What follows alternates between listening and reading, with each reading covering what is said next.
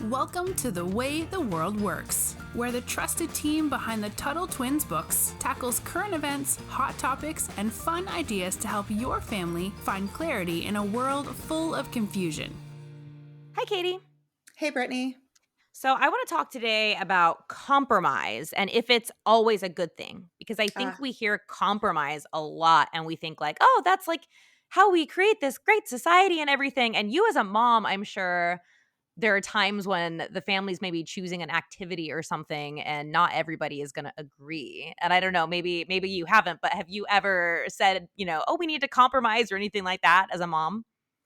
I think it's really funny how you think about compromise as a parent because yeah, you want your kids to learn to communicate well so that they can have peaceful relationships with other people, and that usually involves some degree of compromise.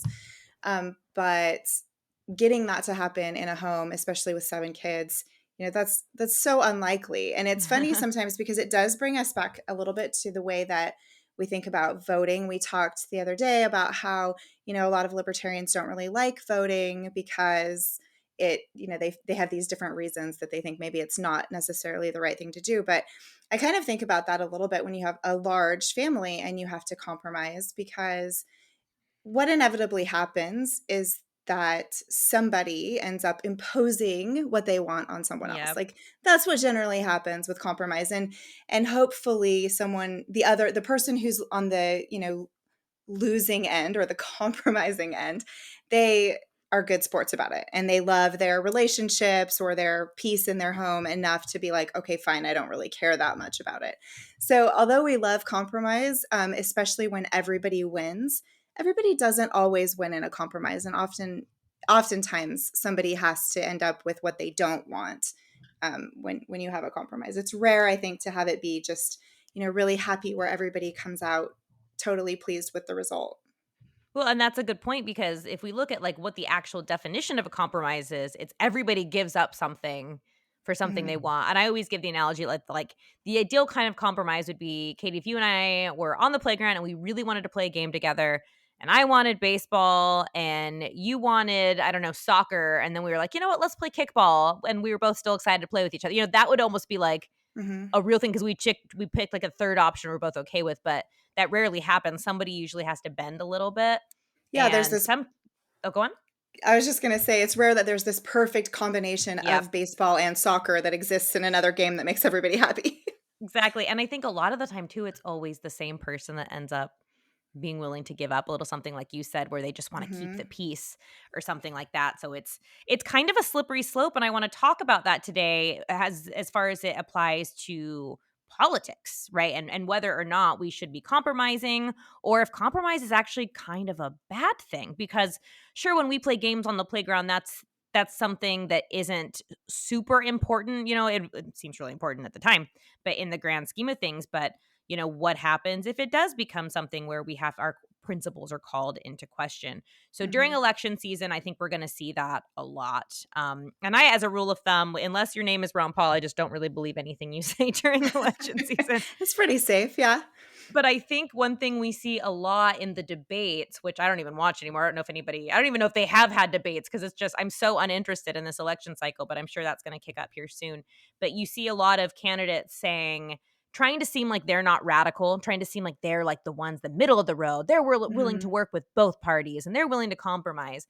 And that's seen as like some big talking point. And a lot of the times to me, it's really a cop out. It's kind of an excuse for, I don't really have any strong principles, so I'm going to say what I need to say to get elected. Mhm. And I think one reason that Trump was so powerful, in 2016 is because even though I don't think he knew a lot about the issues, he was just kind of like, this is how I feel. I'm not going to change my mind. This is what we're doing, and I think people actually found that refreshing because Yeah, people go on. absolutely Yeah. responded. Go ahead, Yeah, and sorry. oh, no, you're fine. You're fine. I love when you jump in. I love having a good conversation. But it's funny to me because I think people just don't. Yeah, I think people just assume politicians are lying to them. I would I hope mean, so. I hope they do. I fear more for the people who just naively believe everything that politicians say. That's way worse than just believing that they're lying. I think, Yeah, absolutely. when we think about political compromise, especially now, and every family is going to have their own morals, their own beliefs, but as political issues become more, um, I guess, personal, maybe more moral issues. There's a lot of overlap now. We talk a lot more about things that people didn't used to talk about or that didn't exist, that are very personal or very, people feel very strongly about. And so, I think we're reaching a point more and more where we just can't compromise. There are things that one side absolutely will not compromise on, and the other side just as passionately cannot compromise on. And so where does that leave us? I mean, I don't really know. I don't know the answer. It's where we get into talks about, secession, because like, well, we can't coexist because I feel too strongly about this particular topic to have any kind of compromise, because Yeah. morally I feel like I can't, and the other side feels exactly the same. Like, where does that put us? And that's almost why I don't like to vote, but I think I told you one thing I've been more inclined to do as I've gotten older is vote for the upset, vote for the person who probably isn't going to win anyway, but I like that they're standing up. I guess it's almost Right. kind of a troll vote, as you might call it, but especially where I live, I know that my vote, it really doesn't count. I live in an area surrounded by government employees and liberals, so it's like, Mhm. all right, I'm just going to go in and burn it to the ground, Yeah, I kind mean, of you can definitely situation. vote your conscience, because like, why not? And sometimes it's not, and maybe this is bad. Maybe this is bad. Sometimes it's not even my conscience. Sometimes it's just like, you know what? I like that this guy's fighting back. I don't believe in everything, but here we go. Um, that's how much faith I have and trust I have in our system. Right. Which is almost as just like not voting at all. But so yeah, so there's this belief, that we should compromise. And then I think this one reason Ron Paul again was so powerful is because he was like, no, I'm not going to compromise. This is what I'm going to do on day one because that is the right thing to do. And people like you and I look at that and we think that's great. Like that's what we want in a leader. But then I think when people hear no compromise, they start thinking of people like Pinochet, these Hmm. really bad dictators in, like South America, or even people like to the extreme, Adolf Hitler, people like this who refused to compromise because they wanted their way or the highway, right? So I think there's like a fine line between both things. There's the not compromising because of principle, and there's a not compromising because you think everybody should have to do what you want. And so that Well, comes down to, how do we tell? yeah, I mean, I think there's an analogy to be seen going back just to our family. Like, I watched it happen with my kids when they were younger on just movie night specifically. We have one child who happens to be our youngest, who's probably going to listen to this and be like, "I can't believe you threw me under the bus, mom." But he was uncompromising. Like, when we picked a movie, he would never compromise. It didn't matter what we offered. There were six other kids who were giving their ideas and, really giving great arguments for why we should try what they wanted to watch, and he would just say like, "No, I want to watch Spider-Man. Like, I don't care what anybody else says." And what ended up happening was he did kind of become a little bit of a dictator when it came to movie night, because nobody else it got to the point where nobody wanted to argue because he was unyielding. And then it became no fun to watch movies. So then it was like, "Oh, let's watch a movie." And the family would say, "We don't really want to, because we know that we're either going to have a bunch of fighting or we're going to watch Spider-Man, and we don't want to watch Spider-Man again." And so I think, we kind of see that in politics. Like, there is a tendency to, um, you know, a strong personality who won't compromise becoming a dictator. Not that my son's a dictator, but just Honestly, I saying. feel kind of bad for him because he's the only boy of six girls, right? Yeah, it is true. It is true. Oh, that's so funny. But yeah, and I think the thing it comes down to that we should always look at, and this could help us, with any dictator, is there are principles, there are universal truths, right? Even though we live in an era where people like to say, "Oh, it's my truth, it's my," but there Hmm. are truths, and that is, narrowed down to things like don't hurt people and don't take their stuff. It is, the individual. And you can tell right away if somebody is a dictator or not a dictator by what they're espousing. And obviously, not the movie analogy was, a fun analogy to make it accessible when we're talking about government. Because I don't think anybody would be like, "Oh, you're ignoring our individual rights to your son."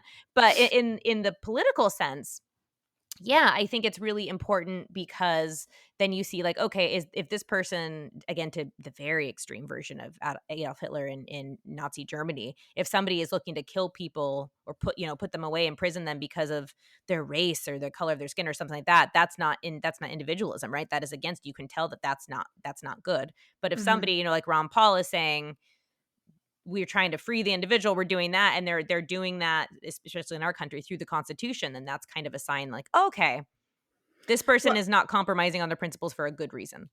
yeah, absolutely. I think, having moral and virtuous leadership is the best that we could possibly hope for, right? Just people who are inherently good and do the right thing and trust other people to do the right thing also. I mean, that's what anyone should vote for and should look for in a politician. Unfortunately, that's not what we see. And I think one of the reasons that it's so important, and even that the Tuttle Twins work is so important, I think about like the guidebook about villains, and even the Courageous Heroes guidebook. When we're talking about, these are some patterns to recognize, because Hitler didn't just start out saying, oh, I want to put all these people in camps and then Yeah. murder them. Like, that's not how it starts. It never starts that way. And so it's so important for kids to learn how it does start. These, you said it's easy to recognize the kind of the telltale signs of a potential dictator. That's true, but I don't think that they're learning those things in school. And so it's definitely up to parents to teach their kids, hey, here's historically what has happened. Here's the signs of a scary leader. And here are the things that they've done. And here's how you avoid ever getting to that point where you have a leader like Adolf Hitler, where they have the power to do that and the support of, you know, good people who Yeah. somehow get caught up in it. So it definitely is important to learn how they become that powerful, and why compromise at the very beginning is not necessarily a good thing, because it's those little, compromise by degrees that give these bad people that amount of power. I think that is such a really great way to say that, because you're right. Nobody starts by saying, I want to kill millions of people, or I want to do this. And that's not how dictators come to pass. It's like the whole frog in boiling water, the Exactly. incremental thing. If you put the frog in boiling water, he'll jump out. But if you start out with, lukewarm water and slowly raise the temperature, then they don't even know what's happening.